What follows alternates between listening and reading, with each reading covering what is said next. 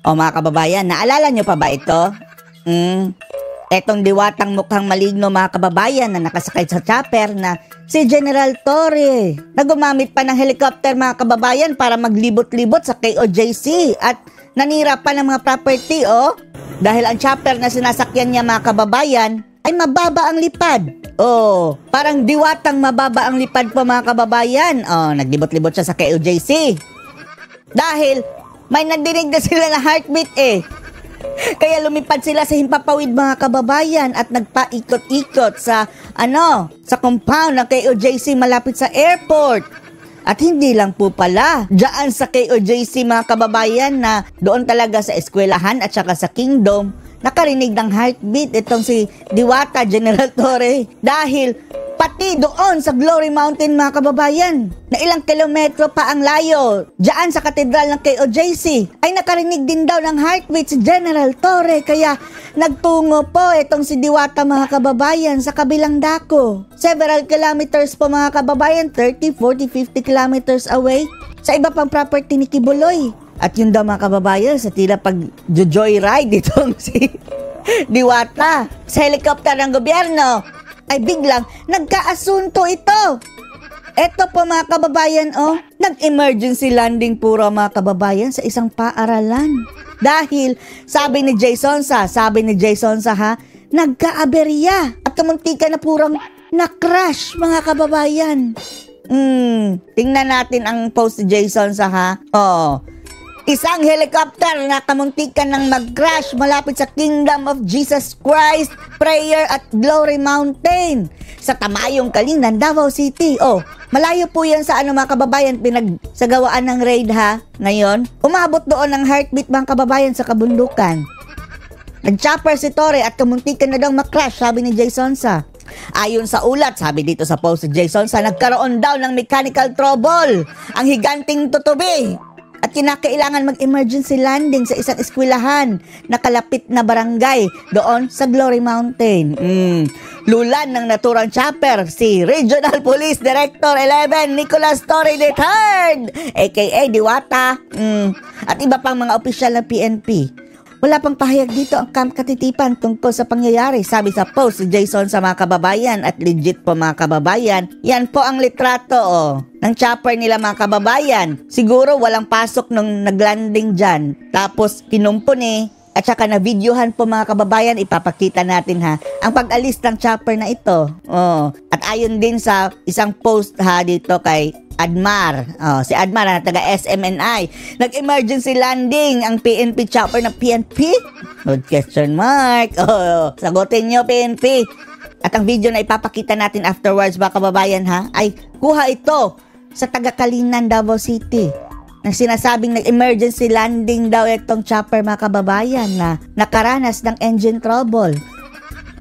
Ang gaba di magsaba, sabi ni Sara Duterte mga kababayan na sa English is karma comes in silence. Ginamit daw ang chopper na ito mga kababayan para sa area survey sa heartbeat. Hindi. Sa KOJC compound doon sa Tamayong. Tingnan natin nakumpuni na po ang chopper mga kababayan afterwards Eto na mga kababayan, afterwards naayos na tinanggal na ang barikada mga kababayan, di ba? Binarikadahan ang mga bata, ang saya, nakakita na ng chopper up close. Mayroon pang tape do not cross. Do not cross na nakalagay na tape na yellow na tape. Picture ang mga bata mga kababayan. Emergency landing na doon At syempre wala na si Torre dyan, siguro nakaalis na. Yan talaga ang sinakyan ni Diwata, di ba? May picture pa nga siya, Yan. Nguso pa lang, alam na natin si Torre. At eto mga kababayan, ang pag-recover na ng helicopter matapos na makumpuni galing sa mechanical trouble. Yan ang napala ninyo, Diwata boy. Ayan mga kababayan. Sa school po yan mga kababayan tingnan nyo, may mga bata with all the kids watching. Hindi na pumasok sa klase dahil gustong manood ng chopper na mag-take off. Ganyan din kami dati kapag may helicopter. Ay, hello. As if naman nakikita kayo ni Diwata. Diwata dyan Parang taas Ang liit ng tingin sa inyo, para na lang kayong mga langgam. Dahil mataas na siya nasa chopper na. Oh, mga kababayan. Oh, wag niyo sabihin, ano yan ha, fake yan. Si Jason sana nagsabi niyan, mga kababayan. Oh, PNP. Capital PNP. Bakit ka naman maglalanding dyan sa paaralan kung wala kang trouble, di ba? Dahil emergency, mga kababayan kinakailangan ng ground na clear ground. Buti nga hindi kayo natuluyan, no? Dahil kapag nagkataon, mga kababayan, talagang ang karma is silensyo ang karma sa iyo, Tore. Kung nahulog ka dyan, pasakay-sakay ka dyan sa chopper. Ayun na.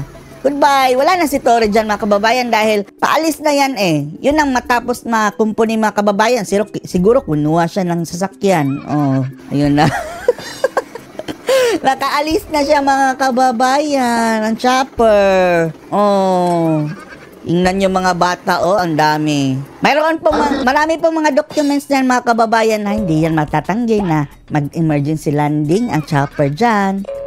Bakit ka namang maglalanding ng paura-urada sa paaralan, di ba? Kung wala kang aberya. Kahapon, meron tayong pinasupply sa building. Tapos ngayon si Diwata, mga kababayan, buladas na naman. Hanggang ngayon, ika-12 na araw, preskon. Mayroon na naman daw silang pinasok na building, hindi pa tapos. Paulit-ulit na lang, mga kababayan, at sabi ng sabi ng abogado ng KOJC, mga kababayan, etong mga hudas, ay nagre-raid tuwing gabi. Doon talaga sa quarters ng mga babae, mga kababayan, na nakapang gamit pang tulog na mga babae. Nabakat na ang kanilang mga nakapantulog na po sila, mga kababayan. Siyempre, maikli na mga damit yan. Tinaon talaga ng mga pulis daw, mga kababayan, ng mga lalaki na mag-raid doon sa kanilang pinagtutulugan. At ang sabi ng mga kababayan, parang naninilip na daw. Bakit magre-raid kayo na natutulog na? Ilang araw na yan, ha? Paulit-ulit na lang. Mga barako po itong mga pulis, mga kababayan. Doon talaga kanilang pinunteriya sa mga quarters sa mga babae. Tayong nakita na information na na-receive na may kwarto si Apollo Tiburidor na pwede niyang pagtaguan. 12 days na. Naghahanap na lang ng mga kababayan, multo. Kumusta na ang hukay mo doon, Tore? Palitan namin ang baha na sa Maynila, pero sa Davao ka gumawa ng flood control. Nandun ang kwarto, wala lang ang tao. Walang tao! Mayroon talagang kwarto dyan, ungas. Kwarto na napakaganda. Napakaganda. Natural, mga kababayan, lahat po ng kwarto doon sa KOJC maganda. Yan po ang iinggitan nila, mga kababayan, dahil pati yung mga kwarto ng mga manggagawa, yung tagawalis, sobrang ganda, mga kababayan, at with all the interiors. Ang nagamit na nandun ay kwarto na isang lalaki na tumutugma sa pangangatawan at size ng mga sapatos at mga gamit niya.